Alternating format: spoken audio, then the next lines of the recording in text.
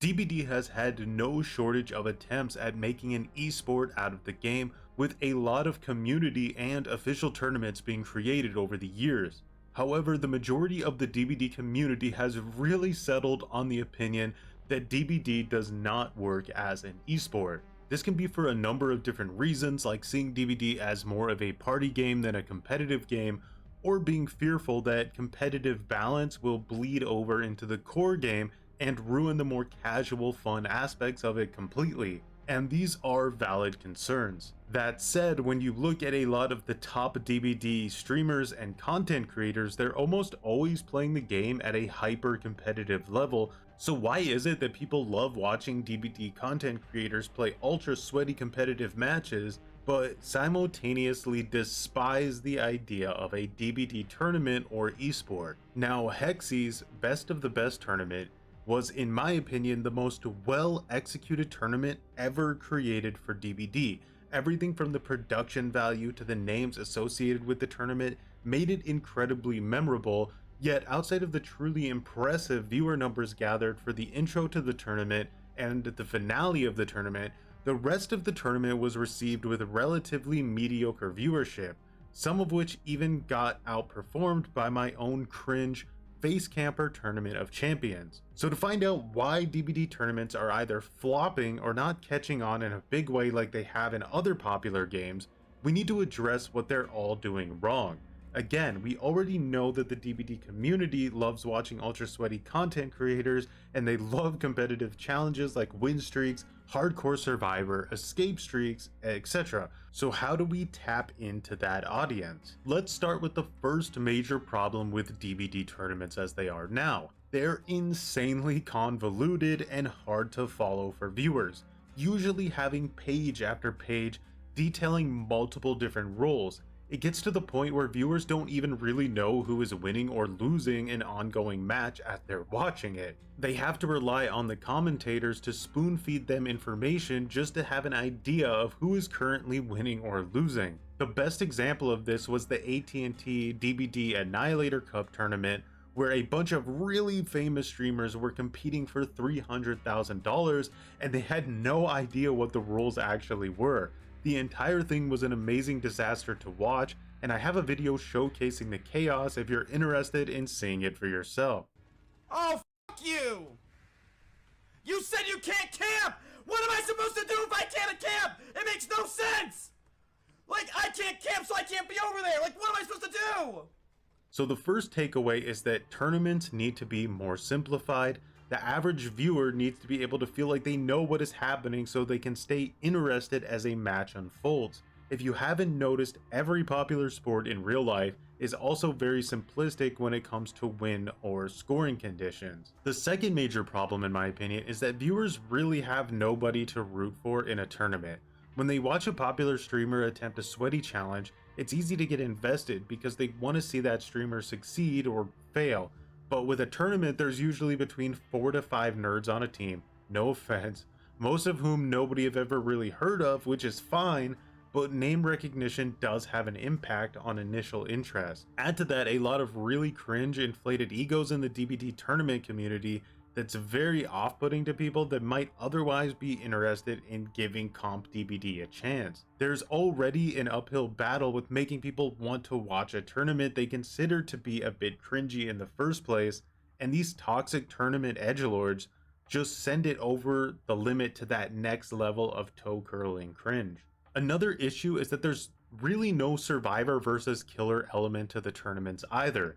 It's just team no grass touch versus Team Excelsior, and they take turns playing as survivor and killer together as a team, eliminating that fundamental intriguing aspect of DBD altogether. So right out of the exit gate, these tournaments are, in my opinion, kneecapping themselves from having a big chance at success with the killer versus survivor formula. Now, a lot of you will surely be happy about this, but behavior is also not doing enough to promote or support competitive DBD. Obviously, there's no way for players to create custom game rules or deactivate certain items and perks, really simple quality of life changes that would go a long way in making DBD a better game even outside of tournaments. In addition, The tournaments that are currently happening, whether official or unofficial, they are just hidden. If you don't have Twitter or you're not actively following the competitive scene, you most likely have no idea how often they're actually occurring. Overwatch, on the other hand, would display on the front screen of the actual game when Overwatch League was live. They had really enticing in-game promotions for watching Overwatch League, like free cosmetics for viewers, and they took some of the most well-known content creators in the Overwatch community during the launch of Overwatch League to really promote it so it could have an actual chance at success. And there's really no limit to what that can do for a content creator's career. The last problem, in my opinion, with DBD tournaments is that the gameplay is usually very predictable and boring. The survivors are robotically efficient, which makes the killers just have to tunnel, camp, and usually use NOED. Tournament gameplay has gone this way since pretty much forever. This is where most of the convoluted rules start to come in. Tournament organizers are desperate to make DBD fun to watch, and at high level play, it's simply not. So something needs to be done to make the gameplay more interesting and varied without convoluting the tournament and adding a million rules. Alright, so what we need is a highly simple to understand tournament scoring structure, a way to make the gameplay less robotically predictable, a tournament system that is more appealing to larger content creators in the DBD community, more promotion from behavior, less toxic personalities in the tournament scene, less cheaters, and a way to build on the success of the survivor versus killer mentality of DBD. However, that's a bit difficult because how can you keep a tournament even with this structure? If two survivor teams are eliminated, killers can't play against each other. It's complicated, but if done right, it has a massive chance to succeed. That said, should it succeed? Like I said before, a lot of the DBD community believes it's a party game and that competitive play is cringe. Yet I think it's time to throw in the towel. With the addition of skill-based matchmaking in DBD, there's just no going back at this point. DBD is a competitive game. That doesn't mean you have to play it competitively, but the majority of players are, and that's just the unfortunate reality of pretty much every match you play now. I've accepted this even if it's not what I believe to be the best direction for the game. Okay, so I haven't lost my mind over every last minor detail of this concept, but this is essentially how I would set up a DBD tournament that appeals not only to more viewers, but more content creators that might want to get involved in a tournament without reading a 500-page spreadsheet of rules or needing to put an entire competitive team of 4 to 5 people together just to participate, or needing to worry about some multi-day triathlon with 100 rounds in it. Contrary to popular belief, content creators are extremely busy people. So the first thing I would do to make the gameplay more unpredictable and interesting is by not allowing survivors to be on comms with each other once a match has started. 4 great tournament level survivors will still play incredibly well, but now there's room for not only errors, but also room for killers and survivor players to adapt that knowledge into their playstyles and builds. As far as killer gameplay goes, it would need to be played by ear.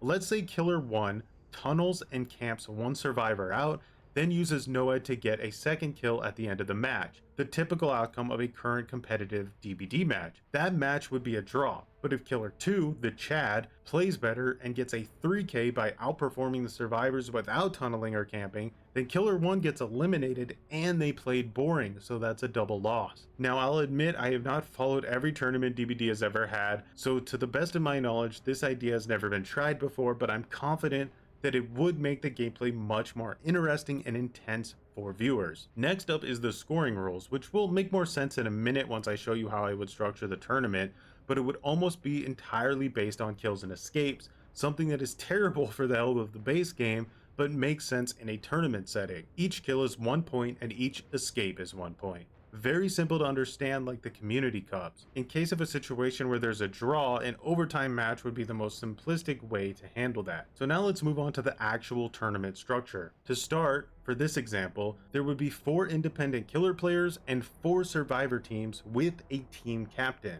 In total, there would be 4 rounds. Each round would see the elimination of 1 survivor team and 1 killer player. Now, I have used content creators as an example for this because it's easier to follow along. So in the first round, Otstarva as a killer player would be directly competing against Super Alf as a killer player. Likewise, JRM's Survivor team would be directly competing against Question Turkey's Survivor team. There would be a total of 8 matches per round, however that could be shrunk down to 4 matches in the future if it felt too dragged out. The first match would be Otz versus JRM's team. The reason Wesker is chosen is because let's say Otz is a Plague main and Super Alf is a Nurse main. Wesker is a fair pick between both of their favorite killers. In the second match, Otz would again play against JRM's team, but this time as Dredge, a purposeful curveball to see the adaptability of both killer players and the Survivor teams. Match 3 and 4 would be Super Alf versus Turkey's team using the same killers on the same maps as Otz and Team JRM's. Then matches 5 through 8 would be a repeat of the first 4 matches, but now Otz would be playing against Team Turkey and Super Alf would be playing against JRM's team. This way you would know who played better. At the end of these 8 matches, the killer player who had more kills would advance to round 3, and the Survivor team with more escapes would advance to round 3. So we'll just say Team Turkey and Super Alf were eliminated. Round 2 over on the far right here would play the same again, but with different killers and different maps, obviously to keep things interesting for the viewers. Then the winners would face off in round 3, which would leave only 1 killer and 1 Survivor team left. So in the final round, you would finally get to that real Survivor versus killer part of the tournament. There would be 3 matches with the possibility for overtime. Match 1, the survivors would be allowed to choose the killer's character, giving themselves an advantage. In match 2, the killer would be allowed to pick their own killer. Then in match 3, the judges would pick a killer that seems like it would be the most fair. The judges would also pick the map for each match. At the end of 3 matches, the total escapes would be tallied against the number of kills to see who would win the tournament. If there was a tie, it would go into overtime and another judge's choice match would be played. As far as additional rules go, there would be some very simplistic rules for contenders that wouldn't confuse or affect the viewer experience in any way. For example, no items above uncommon items, certain banned add-ons if need be, things like that. It would be something that would be refined over time. Doing a new style of tournament, it's best to start out as simple as possible and slowly gravitate towards restrictions if they seem absolutely necessary. Again, behavior desperately needs more custom match options. If you were able to really turn off certain items, add-ons, or apply certain rules like no duplicate perk picking for survivors, not only would that allow the DVD community to set up awesome matches just for fun, but it would also allow tournament hosts to easily enforce rules for contenders without absolute mayhem ensuing like it has in the past. Oh my god, there's multiple pages, bro. I'm f***ed, chat. Alright, so there you have it. Keep in mind, I'm not saying my ideas here are guaranteed to work or anything like that, but I truly see higher potential in making tournaments way more appealing to a wider audience with using this concept. Right now, tournaments are barely known about and shrouded in cringe. That said, let me know your thoughts. Is there hypocrisy in the DVD community when it comes to enjoying sweaty content? Are my ideas gutter tier, or would they possibly interest you in watching a tournament? Or would you set up a tournament in a completely different way? Comment below, and as always, thanks for watching and have a good one.